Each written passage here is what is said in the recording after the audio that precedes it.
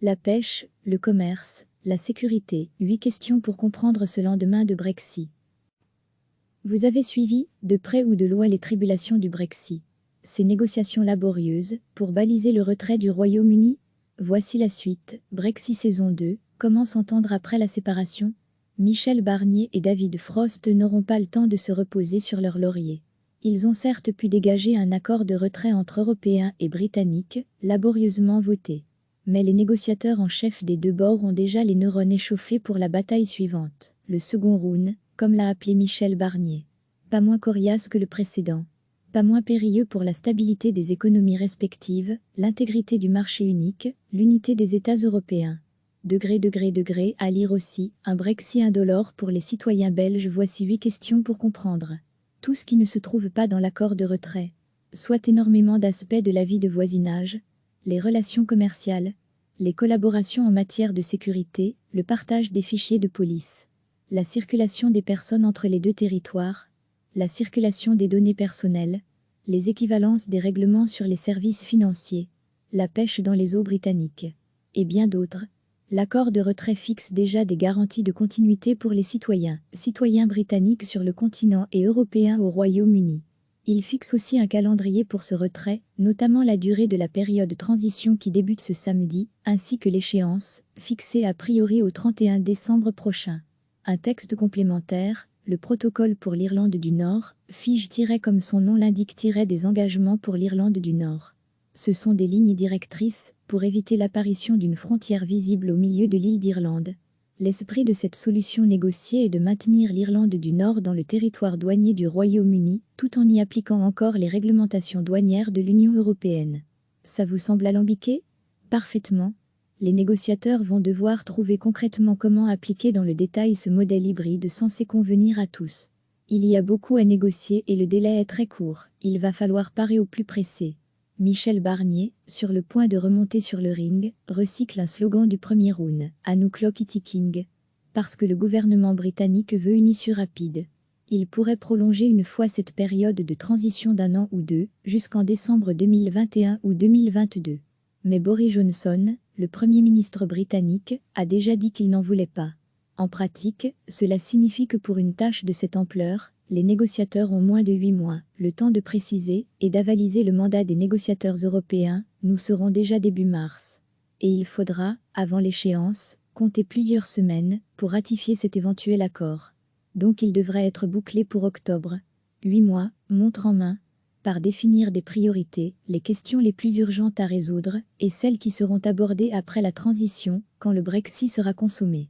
3 nœuds feront certainement partie de ce round de négociation, la pêche, assez rapidement, les relations commerciales et les collaborations en matière de sécurité. Se séparer après la transition, sans que ces relations-là ne soient réglementées serait très problématique. Plusieurs tablés de négociation, thématiques, auront lieu en même temps. Côté européen, la task force de négociateurs comptera 80 collaborateurs, sous la direction de Michel Barnier, qui informera régulièrement les États membres et le Parlement européen. Côté britannique, la task force comptera 40 collaborateurs, sous la direction de David Frost. Parce que ce sera un écueil. Aujourd'hui, 42% des poissons pêchés dans l'Union proviennent des eaux britanniques. Et cette proportion est plus élevée encore dans les pays les plus proches, comme la France, la Belgique ou les Pays-Bas. Perdre l'accès aux eaux britanniques, c'est perdre une source importante de revenus pour les pêcheurs de ces États côtiers et fragiliser quelques 6000 emplois. Les Européens souhaitent donc mettre ce point à l'agenda, et vraisemblablement le coupler à une autre négociation, les relations commerciales, l'accès des biens britanniques au marché unique européen. Laissez-nous accéder à vos eaux, et voyons comment vous pourriez accéder à notre marché, en quelque sorte. Les Britanniques aussi veulent parler de la pêche. Aujourd'hui, les 3/4 des poissons ramenés dans leurs filets sont exportés vers les 27 États membres de l'Union européenne. Mais c'est aussi un enjeu symbolique fort. Degré, à lire aussi, notre dossier sur le Brexit, c'est une question de souveraineté sur les eaux territoriales, explique Eric Morris, de la Fondation Robert Schuman, Centre de recherche sur l'Europe. Les Britanniques veulent, dans leur logique de reprendre le contrôle, récupérer le contrôle de leurs eaux. Et il y a un aspect social, les pêcheurs sont une communauté professionnelle liée à un imaginaire dans les sociétés, des deux côtés. Une communauté professionnelle qui a une sympathie du public et qui a une importance symbolique beaucoup plus large que son importance économique. Cette négociation pourrait mettre à l'épreuve l'unité européenne affichée face au Royaume-Uni. La pêche est plus importante pour les Belges ou les Néerlandais que pour les Hongrois ou les Slovaques, qui n'ont pas de côte, poursuit Eric Morris. Dans ces négociations qui s'ouvrent, les 27 États ont des enjeux économiques et sociaux distincts. L'industrie automobile, par exemple, sera beaucoup plus importante pour les Allemands, les Slovaques et les Hongrois que pour les Espagnols ou les Danois.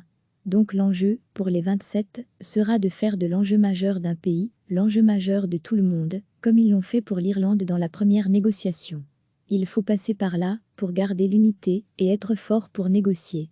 Les Britanniques, eux, vont à nouveau essayer de diviser les Européens.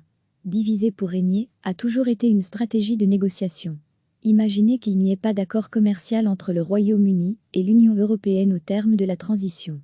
Leurs échanges commerciaux seraient ceux de pays tiers, régis par défaut par les règles de l'ONC, l'Organisation mondiale du commerce, avec des droits de douane, une fluidité entravée. C'est le scénario peu avantageux qui se profile, si aucun accord n'est conclu dans le temps imparti. L'enjeu est grand. Le Royaume-Uni représente 9% des échanges commerciaux des 27 États membres, c'est non négligeable. Et pour les Britanniques, c'est bien plus important encore. 43% de leurs exportations partent pour l'Union et 50% de leurs importations en proviennent. Les deux parties veulent se mettre d'accord. Elles annoncent d'entrée de jeu deux points de vue distincts, parce qu'il sera important, au-delà de la période de transition, de maintenir la collaboration des polices, des sûretés, des deux côtés de la Manche. Il faudra poursuivre les échanges d'informations, un certain accès aux fichiers mutuels pour la lutte contre la criminalité et le terrorisme. Mais ces collaborations sont à cadrer soigneusement. Il faudra rapidement déterminer jusqu'où partager des informations et s'assurer de ce que deviennent les données échangées. C'est possible. La facture en serait payée dès le lendemain de la période de transition, le 1er janvier prochain, ou après prolongation éventuelle. Juste avant de monter sur ce ring pour ce second round, les deux parties savent qu'elles jouent gros. L'Union européenne pour son unité, la santé économique de certains secteurs, l'intégrité de son marché unique, les risques de dumping par ses ex-partenaires. Le Royaume-Uni pourrait payer très cher des difficultés d'approvisionnement, un accès bridé au marché européen, à ses 27 voisins directs. Michel Barnier anticipe, il ne faut pas se faire d'illusions. Le Brexit aura des conséquences négatives. Ces négociations ne serviront qu'à en limiter les dégâts. Recevez chaque matin l'essentiel de l'actualité. Vous avez suivi, de près ou de loin, les tribulations du Brexit. Ces négociations laborieuses, pour baliser le retrait du Royaume-Uni. Voici la suite. Brexit saison 2, comment s'entendre après la séparation? Michel Barnier et David Frost n'auront pas le temps de se reposer sur leur laurier. Ils ont certes pu dégager un accord de retrait entre Européens et Britanniques, laborieusement voté. Mais les négociateurs en chef des deux bords ont déjà les neurones échauffés pour la bataille suivante, le second round, comme l'a appelé Michel Barnier. Pas moins coriace que le précédent. Pas moins périlleux pour la stabilité des économies respectives, l'intégrité du marché unique, l'unité des États européens. Degré, à lire aussi, un Brexit indolore pour les citoyens belges. Voici 8 questions pour comprendre. Tout ce qui ne se trouve pas dans l'accord de retrait. Soit énormément d'aspects de la vie de voisinage, les relations commerciales, les collaborations en matière de sécurité, le partage des fichiers de police, la circulation des personnes entre les deux territoires, la circulation des données personnelles, les équivalences des règlements sur les services financiers, la pêche dans les eaux britanniques, et bien d'autres. L'accord de retrait fixe déjà des garanties de continuité pour les citoyens britanniques sur le continent et européens au Royaume-Uni. Il fixe aussi un calendrier pour ce retrait, notamment la durée de la période de transition qui débute ce samedi, ainsi que l'échéance, fixée a priori au 31 décembre prochain. Un texte complémentaire, le protocole pour l'Irlande du Nord, fige comme son nom l'indique des engagements pour l'Irlande du Nord. Ce sont des lignes directrices pour éviter l'apparition d'une frontière visible au milieu de l'île d'Irlande. L'esprit de cette solution négociée est de maintenir l'Irlande du Nord dans le territoire douanier du Royaume-Uni, tout en y appliquant encore les réglementations douanières de l'Union européenne. Ça vous semble alambiqué? Parfaitement. Les négociateurs vont devoir trouver concrètement comment appliquer dans le détail ce modèle hybride censé convenir à tous. Il y a beaucoup à négocier et le délai est très court, il va falloir parer au plus pressé. Michel Barnier, sur le point de remonter sur le ring, recycle un slogan du premier round, « À nous clock it ticking ». parce que le gouvernement britannique veut une issue rapide. Il pourrait prolonger une fois cette période de transition d'un an ou deux, jusqu'en décembre 2021 ou 2022. Mais Boris Johnson, le Premier ministre britannique, a déjà dit qu'il n'en voulait pas. En pratique, cela signifie que pour une tâche de cette ampleur, les négociateurs ont moins de 8 mois, le temps de préciser et d'avaliser le mandat des négociateurs européens. Nous serons déjà début mars. Et il faudra, avant l'échéance, compter plusieurs semaines pour ratifier cet éventuel accord. Donc il devrait être bouclé pour octobre. 8 mois, montre en main, par définir des priorités, les questions les plus urgentes à résoudre, et celles qui seront abordées après la transition, quand le Brexit sera consommé. 3 nœuds feront certainement partie de ce round de négociations, la pêche, assez rapidement, les relations commerciales, et les collaborations en matière de sécurité. Se séparer après la transition, sans que ces relations-là ne soient réglementées serait très problématique. Plusieurs tablés de négociations, thématiques, auront lieu en même temps. Côté européen, la Task Force de négociateurs comptera 80 collaborateurs, sous la direction de Michel Barnier, qui informera régulièrement les États membres et le Parlement européen.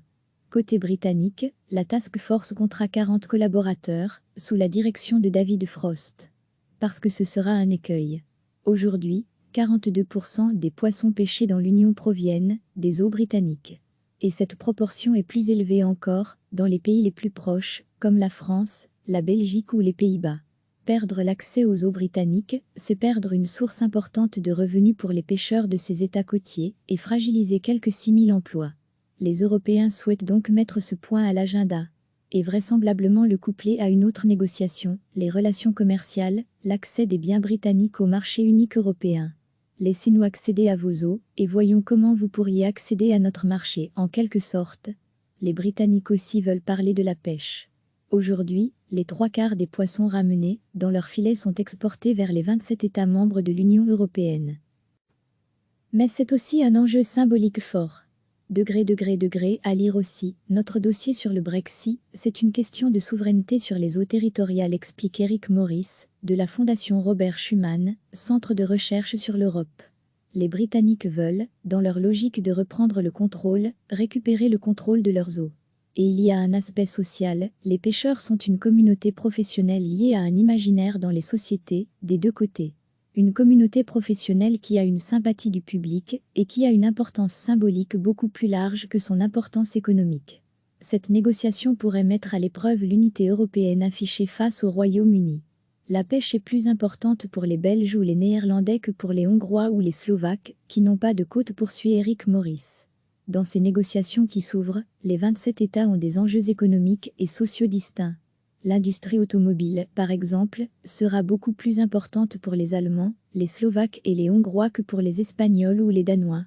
Donc l'enjeu, pour les 27, sera de faire de l'enjeu majeur d'un pays, l'enjeu majeur de tout le monde, comme ils l'ont fait pour l'Irlande dans la première négociation. Il faut passer par là, pour garder l'unité, et être fort pour négocier. Les Britanniques, eux, vont à nouveau essayer de diviser les Européens. Diviser pour régner a toujours été une stratégie de négociation. Imaginez qu'il n'y ait pas d'accord commercial entre le Royaume-Uni et l'Union européenne au terme de la transition. Leurs échanges commerciaux seraient ceux de pays tiers, régis par défaut par les règles de l'ONC, l'Organisation mondiale du commerce, avec des droits de douane, une fluidité entravée. C'est le scénario peu avantageux qui se profile, si aucun accord n'est conclu dans le temps imparti. L'enjeu est grand. Le Royaume-Uni représente 9% des échanges commerciaux des 27 États membres, c'est non négligeable. Et pour les Britanniques, c'est bien plus important encore. 43% de leurs exportations partent pour l'Union et 50% de leurs importations en proviennent. Les deux parties veulent se mettre d'accord. Elles annoncent d'entrée de jeu 2 points de vue distincts, parce qu'il sera important, au-delà de la période de transition, de maintenir la collaboration des polices, des sûretés, des deux côtés de la Manche. Il faudra poursuivre les échanges d'informations, un certain accès aux fichiers mutuels pour la lutte contre la criminalité et le terrorisme. Mais ces collaborations sont à cadrer soigneusement. Il faudra rapidement déterminer jusqu'où partager des informations et s'assurer de ce que deviennent les données échangées. C'est possible. La facture en serait payée dès le lendemain de la période de transition, le 1er janvier prochain, ou après prolongation éventuelle.